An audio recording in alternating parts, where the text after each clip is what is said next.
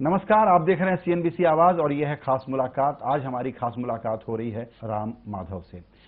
माधव साहब, आपने हमारे लिए वक्त निकाला, आपका बहुत शुक्रिया। इस वक्त आप तो एक बहुत बड़ी तैयारी में व्यस्त होंगे। हाँ, इन ए वे यस। हर वक्त हर चुनाव के तुलना में इस बार थोड़ा ज्यादा संघ के स्वयंसेवक सक्रिय काम कर रहे हैं। उस अर्थ में अगर आप पूछ रहे हैं तो हाँ, बट अन्यथा हमारी गतिविधि यथावत चलता है। बिल्कुल, आपने ठीक कहा कि थोड़ा सा फर्क है अन्य चुनाव की तुलना में। मेरा सवाल भी यही था कि आपने कई चुनाव देखे हैं, उसके हिस्सा रहे हैं सक्रिय या नॉट सो सक्रिय तौर पे, लेकिन अभी पॉलिसी के लेवल पे, टिकट बांटने के लेवल पे और कैंपेन के लेवल पर आरएसएस के साथ क्या बदला है? देखिए, देश के आजादी के बाद कुछ ऐसे 2-3 अवसर आए संघ के लिए, चुनाव का अवसर, जिसमें संघ को थोड़ा बहुत सक्रिय भूमिका निभानी पड़ी। अन्यथा हम गैर राजनीतिक संगठन रियल अर्थ में है, लोग उसको कैसे भी समझे। एक अवसर ऐसा था 77 इमरजेंसी के बाद का चुनाव। देश को, लोकतंत्र को बचाना था, लोकतंत्र में देश को वापस लाना था, तानाशाही को समाप्त करना था। ऐसा एक परिस्थिति आई तो संघ के स्वयंसेवक सजग होकर, एक्टिव होकर काम किए। ऐसी ही एक विशेष परिस्थिति देश के सुरक्षा, आर्थिक स्थिति और सामाजिक दाना बाना, इन सभी के संदर्भ में हम देख रहे हैं। तो हमने स्वयंसेवकों से अपेक्षा की है इस बार थोड़ा ज्यादा सक्रिय होकर वर्तमान जो सरकार है, जो देश के भविष्य की दृष्टि से खतरा हमको महसूस होता है, इसको परिवर्तित करना, इसको निकालना और एक अच्छी सही सरकार आने के लिए प्रयास करना, यह एक उद्देश्य के रूप में, लक्ष्य के रूप में हमने स्वयंसेवकों के सामने रखा है। देखिए, इस पर मैं आपको थोड़ा काउंटर करूंगा। आप कह लीजिए कि ये मैं इल्जाम लगा रहा हूं, लेकिन ये है कि इस बार कैंडिडेट सिलेक्शन में आरएसएस पहले की तुलना में थोड़ा एक क्लोज इंटरेक्शन में, कंसल्टेशन में तो रहा है। देखिए, भारतीय जनता पार्टी के अंदर संघ के स्वयंसेवक और संघ के संबंधित लोग बड़ी संख्या में होने के कारण सामान्य समय में भी अनेक विषयों पर विचार परामर्श होता है, पर उसको कोई चुनाव का समय हो तो भी इस प्रकार का विचार परामर्श होने की बात को मैं इनकार नहीं करूंगा। पर यह कहना कि हम सीट तय कर रहे हैं, उसमें हम बहुत ज्यादा उत्साह दिखाकर उसमें हम निर्णय की भूमिका में है, ये बात बिल्कुल सही नहीं है। अभी जो हम लोग पॉलिटिकल रिपोर्टिंग करते हैं और पॉलिटिकल साइड से चीजों को देखते हैं, वहां चर्चा ये है कि ये पूरा चुनाव नरेंद्र मोदी अकेले लड़ रहे हैं और बीजेपी उस तरीके से सक्रिय नहीं है। तो मुझे लगता है कि अकेले नहीं लड़ रहे हैं, आरएसएस की पूरी मशीनरी अभूतपूर्व ढंग से इनके साथ लगी हुई है। तो देखिए, हमारा मिशनरी देश के अंदर एक अच्छा परिवर्तन आए, इसके लिए लगी है जी।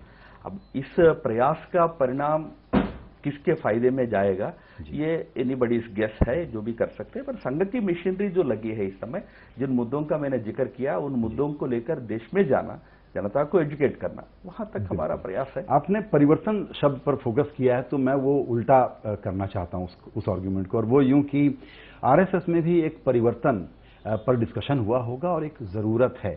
और मुझे लगता है एसिड टेस्ट बड़ा सिंपल है, और वो ये है कि राम मंदिर, धारा 370 और कॉमन सिविल कोड पर आरएसएस ने अपनी पुरानी जिद छोड़ी या नहीं, क्योंकि मई 16 के बाद अगर एनडीए की सरकार आती है और ये मुद्दे बिल्कुल वैसे ही हैं जैसे आप पहले डिफाइन करते आए थे, तो प्रॉब्लम है। देखिए, एनडीए के सरकार के मुद्दे क्या रहेंगे, क्या नहीं रहेंगे, इस पर तो खैर मैं टिप्पणी कर ही नहीं सकता हूं, और भारतीय जनता पार्टी का क्या मैनिफेस्टो में, एजेंडा में मुद्दे रहेंगे, इस पर भी हम कोई टिप्पणी नहीं कर पाएंगे। आप अपनी राय बताइए। जहां तक मुद्दों की आपने जिक्र की है, पहली बात आप इसको जरूर ध्यान में रखिएगा कि हमने इनको कोई चुनावी मुद्दे के रूप में देश के सामने कभी नहीं रखा है।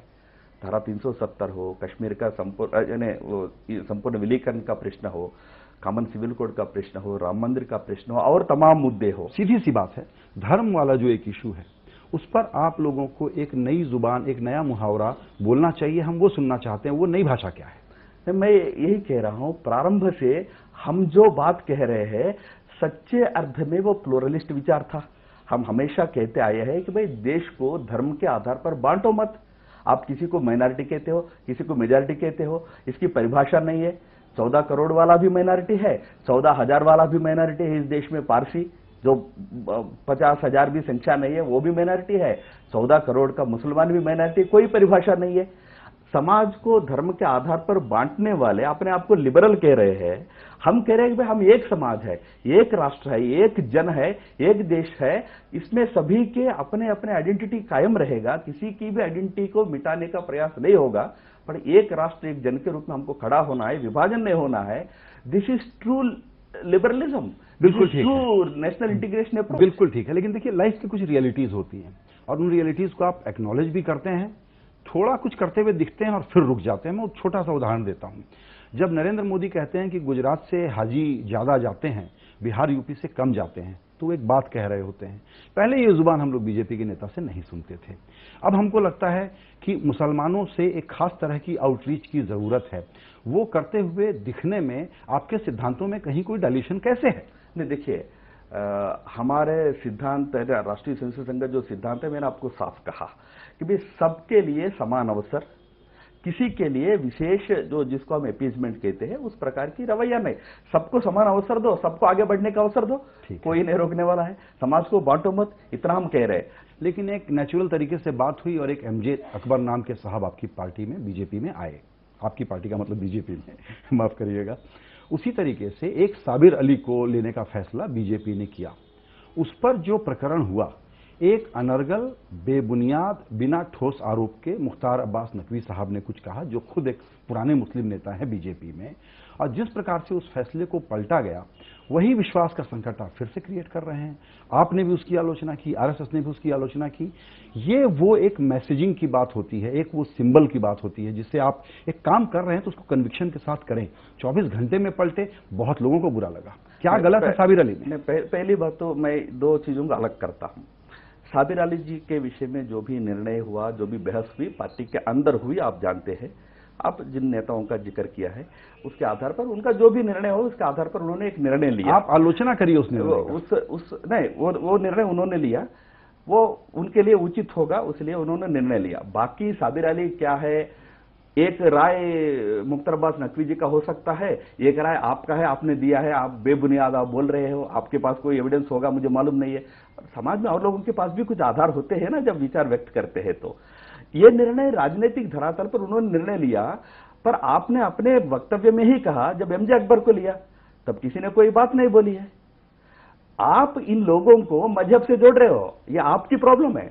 मैं आपको और एक बात याद दिलाता हूं, भाजपा ने केवल साबिर अली जी की सदस्यता निरस्त नहीं की है, उससे पहले कर्नाटक के एक व्यक्ति को पार्टी में लिया गया, उनकी भी सदस्यता निरस्त की गई। तब आपने आइडेंटिटी के लेकर क्यों बात नहीं की है? क्योंकि पत्रकार के भी मन में ये विकृत एक मानसिकता है ना, आपकी ये देखने की दृष्टि है।